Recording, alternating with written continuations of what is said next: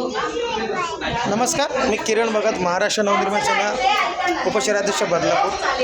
आरोग्य मंदिर इथे कॅम्प लागला. सर्व नागरिकांचे चेकअप आणि एक्सरे.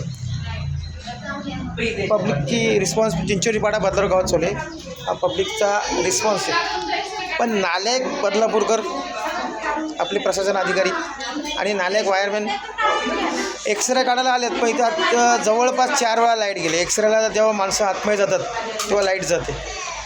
आणि मला खंत या गोष्टीची वाटते का मागील 15 वर्षात लोड शेडिंग हा शब्द बदलापूर गावाला माहीत नव्हता. कारण का आमदार साहेबांचं कार्य खूप चांगलं होतं, पण आमदार साहेब 4थ्यांदा आमदार झाले आणि लोड शेडिंग चालू झाली.